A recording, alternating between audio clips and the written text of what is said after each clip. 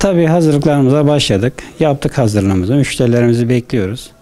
Ben olaya şöyle bakıyorum. Geçen Ramazan'da 17 gün kapalıydı esnaf, biliyorsunuz, pandemiden dolayı. 2 yıldır da bir esnafın sıkıntılı bir durumu var. Bu yıl çok şükür açız en azından. Hazırlığımızı yaptık. En azından geçen yıldan daha iyi olacağına inanıyorum. Olaya böyle bakıyorum. Valla hareketlilik, yani 2 yıldır zaten esnaf kapalı. Yani cumartesi pazarları, özel günler, bayram 17'in kadar yine kapanmıştı mağazalar, her yer olduğu gibi. Bu yıl daha umutluyuz. Beklentimiz geçen yılın açıklarını, geçen yılın sıkıntılarını bir nebze olsa bertaraf etmek. İftara da yarından itibaren açacağız inşallah. Müşterilerimizi iftardan sonra da bekliyoruz. Ülkede tabii ki enflasyon var. Fiyatlar gerçekten yükseldi. Dünyada olduğu gibi bizim ülkede de böyle. Ama ve lakin bunu da biz esnaf olarak veya kişi şahsım olarak bunu fırsatçılığa çevirmememiz gerekiyor.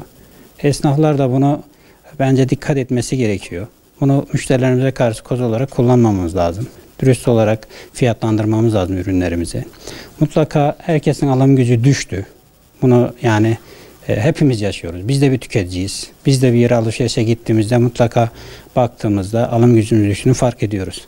Ama en güzel şekilde ülkemize, bize, milletimize bu Ramazan daha güzel geçmesini, daha iyi günlere vesile olmasını diliyorum.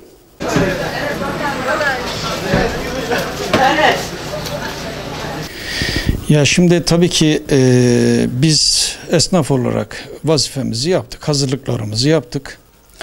Biz bayrama ve bayram işine hazırız.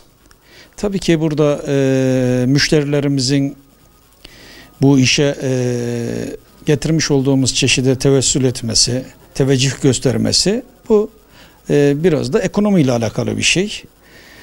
O yüzden bu bayramdaki beklentilerimiz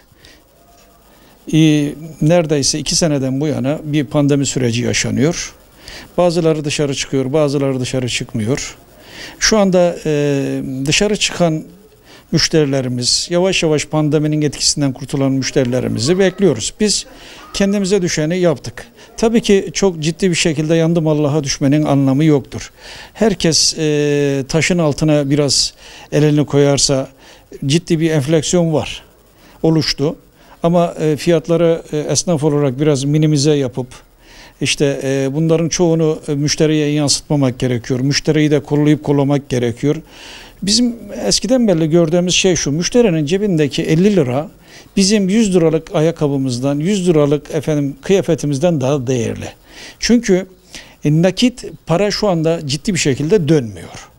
Bizler de bunu bildiğimiz için elimizden geldiği kadarını gelen müşterilerimize doğru hizmeti verip, doğru ürünleri teşvik edip, doğru fiyat politikasıyla aslında yardımcı olmamız gerekiyor. Herkes birbirine imece usulü yardımcı olması gerekiyor. Beklentilerimiz gerçekten çok yüksek. Çünkü 2 yıldan beri esnaf çok ciddi bir şekilde can kaybetmeye başladı. Sebebi şu: yani dışarı çıkılmıyor, mağazaları açılmadı.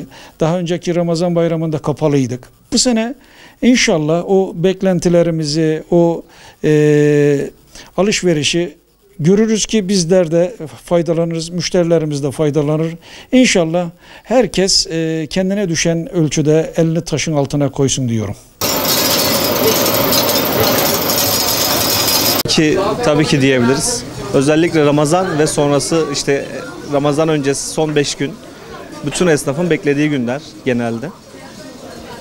Ramazan hazırlıkları yavaş yavaş yapılıyor. Zaten ilk 15 gün Gaziantep'te özellikle Ramazanlar seyrek geçiyor. İnsanlar dışarı çıkmıyorlar. 15 gün sonrasında artık dışarı çıkmaya başladıkları için son 15 gün hazırlıklara daha yoğun başlıyoruz.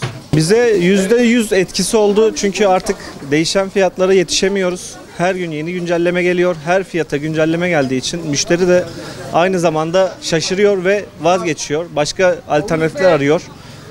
İyi ürün almamaya başlıyor bu sayede. Fiyatlar %30, %40 artıyor.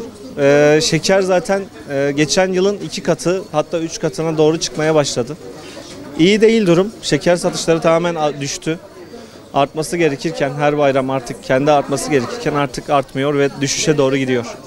Satışlarım fena düştü. Geçen yıllarda ton bazlı alırken artık kilo bazında almaya başlıyoruz satışlar için. Her şeye rağmen diyebiliriz tabii ki, çünkü ister istemez misafir gidip geliyor ve o sebeple dolayı gelip alıyorlar, alışveriş yapmak zorunda insanlar. Umudumuz Ramazan bayramı. Ya mutlaka Ramazan olayı bir beklentimiz var. Biliyorsunuz daha önce pandemiyi geçirdik. Daha sonrasından bir nevi devalüasyon sürecimizi geçirdik. Şu anda sermayelerimiz tamamıyla eridi. İnanır mısın, mal almakta çok zorlanıyoruz. Şu anda geçen sene fiyatla bu seneye karşılaştırırsak devalüasyon öncesi en az 2,5 kat fiyat farkı var. Bu tabii ki bizi çok zora soktu. İnsanların buna karşılık sadece giyim sektörü değil, tüm sektörlerde fiyatın artması insanları giyimi ikinci önceliğe düşürdü. Şu an birinci öncelik gıda oldu insanlar için. Haliyle bizlerden çok fazla alım gücü düştü. Bizlerden ürün alamaz duruma geldiler. Bu bizi daha da zorladı. Bir nebze de olsun Ramazan bayramında umudumuz var. En azından çocuk giyim üzerine konuşuyorum. Çocuk mağazalarında insan kendisini almasa bile çocuğuma en azından bu bayramda yasak olmayacağı için malum. İnsanlar biraz daha önem göstermeye başladı. Bu da tabii ki bize biraz umut doğurdu yani.